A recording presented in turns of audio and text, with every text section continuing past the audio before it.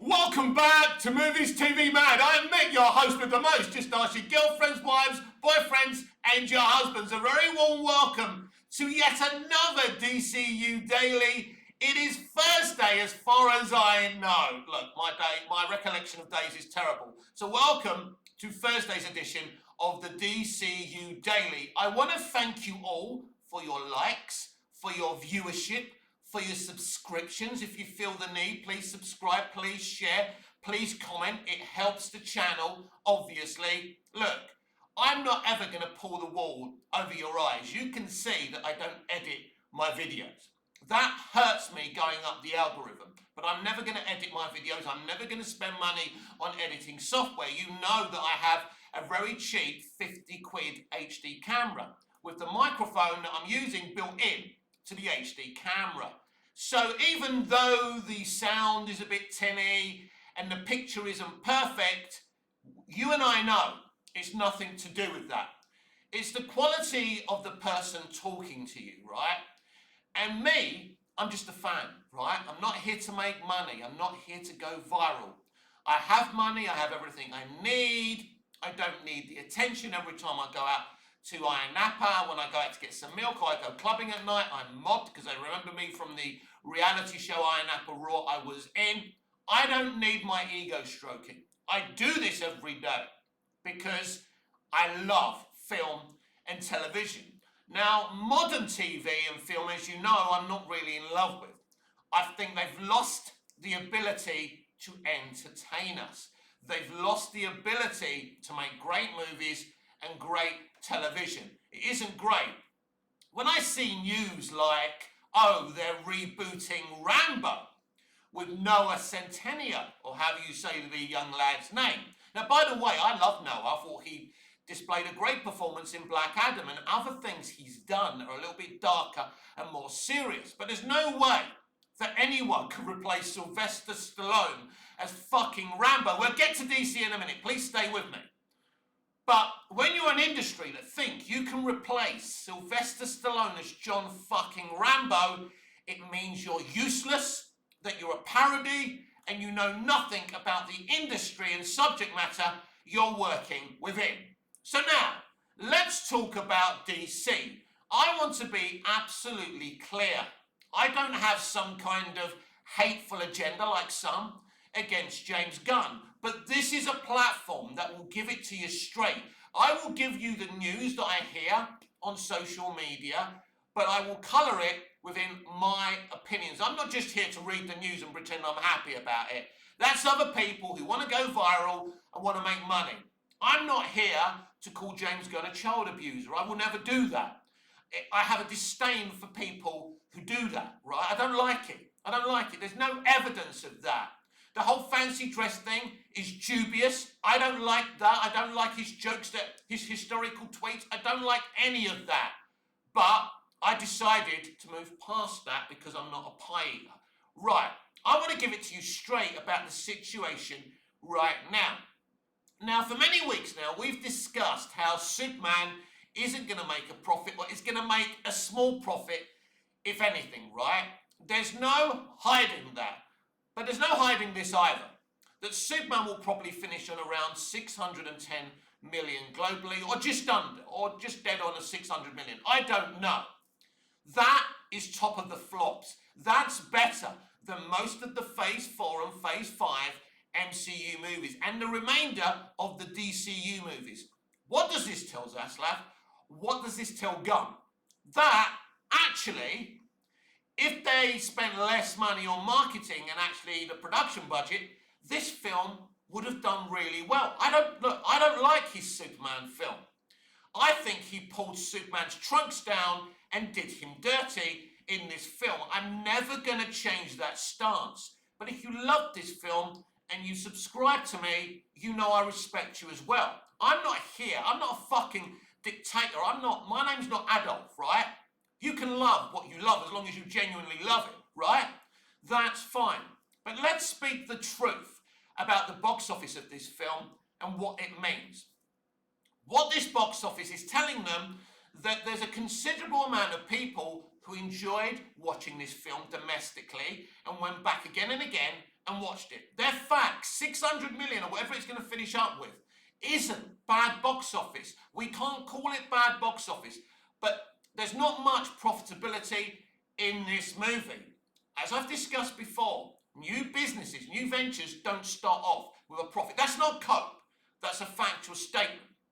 So basically what the box office, solid box office, I mean what they brought in was solid in today's realms. The time of the billion-dollar CBM will be very, very rare. I suspect Spider-Man Brand New Day, if done properly, and the way they're marketing it, the way they're showing us shoot the movie, and Tom, you know, sitting there with kids dressed up as Spider-Man, it's beautiful, right? It's great stuff. I love Tom Holland's Spider-Man. I'm not a fan of the first 2 or 3 movies, but I did really like Spider-Man No Way Home. I thought that was a really good film. I don't know why some people hate on that movie. So that could reach just under $1 billion. It has to be, it's a rarity. I think the Batman 2, if it's ever made and they're telling the truth that they're making it, could reach near on $1 billion. Again, I could be wrong, but basically what this is saying to Gunn and Safran and Zaslav is, hey, people are interested in Superman. There are people in America who enjoyed our movie. Let's dump the New Gods thing we were going to do, which they are. New Gods is dead, I can tell you that officially. Now, while Gunn was promoting Peacemaker 2, he gave a phrase.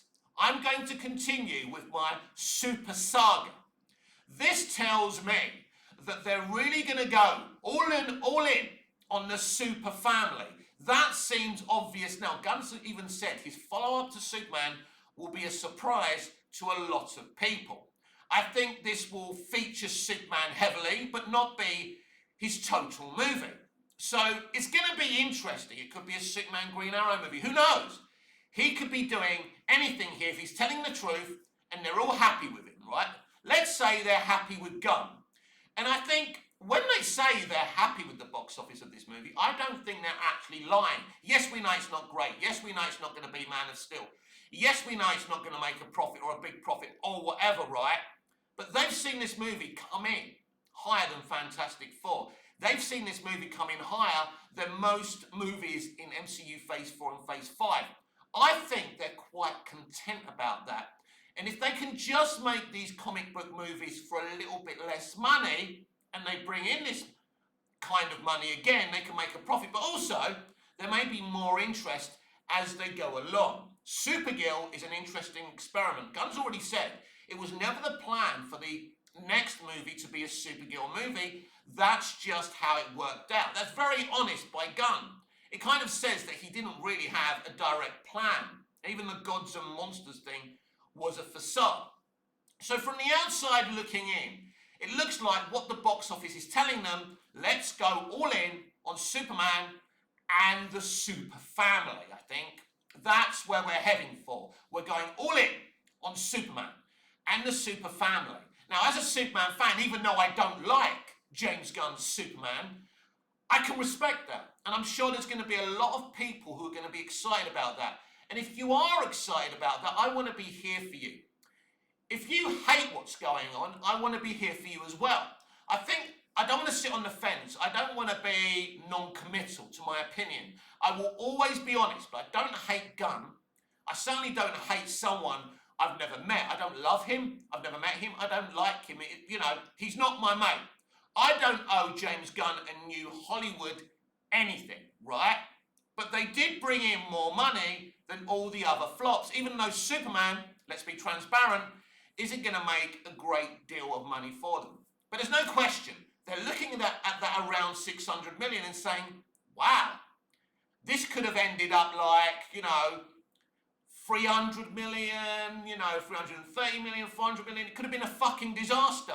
But we're going to finish on around 600 million. And of course that's the reason that they're rushing the digital home release. We discussed this yesterday.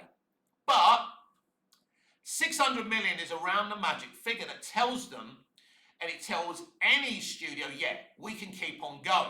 That's why Man of Steel got BVS, because they made over 600 million for Man of Steel, right? So It looks like they're going forward with this franchise, but they're pivoting. They're pivoting towards the super family. And that's why we're getting a direct follow-up to Superman. Not a direct sequel, but it will continue all the themes and things it's set up in. I'm even hearing, and look, I'm geo-locked from Peacemaker 2 and Max, so I don't know, but apparently even Superman makes a slight cameo in Peacemaker 2. I don't know that for a fact, by the way. I'm just trying to kind of get all the information I get, and some of it's rumours, some of it's facts from Gunn. It's very, very difficult. So I think that's where we're heading for.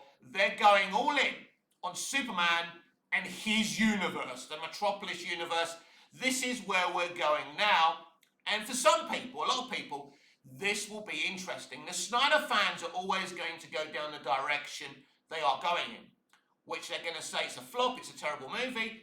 You would expect Snyder fans to be Snyder fans, and I've got a lot of Snyder fans viewing my content. I respect Snyder fans. I think they're amazing for what they do. They are relentless, they're ruthless, they're passionate, and believe you me, I'm not what you would call a cultist, but I have a respect and an admiration for Man of Steel and Batman vs Superman Dawn of Justice and the Snyder Cut. I believe Snyder is a brilliant, beautiful filmmaker, but as I say, I'm not kind of a cultist. It's not just about Zack Snyder to me. I love DC. So this is what they're going to do now. Go all in on the super family, and eventually Gunn will announce what the follow-up is. And I'm quite interested, for my sake and for your sake, to find out what that is. But this is where we're heading for now. So even though I don't like James Gunn's Superman, I think it's great that people, at least in America, came in to watch this movie, that there's a certain element of people who actually enjoyed this movie. Not everyone hated this movie. Look, you don't make around 600 million. 600 million is a good box office for most movies. It just isn't for Superman. But we can't hide from this. The past two Superman movies, Man of Steel, 670 million, and Gunn's movie, just around 600 million, right? That tells its own story. So maybe Superman can't amass more than that. I still believe if you make the right Superman movie and you don't do big swings and you don't break canon too much and you're faithful to that character and his kind of morality and aspirations, you can make a lot of money, a lot more money than Man of Steel and Superman have made.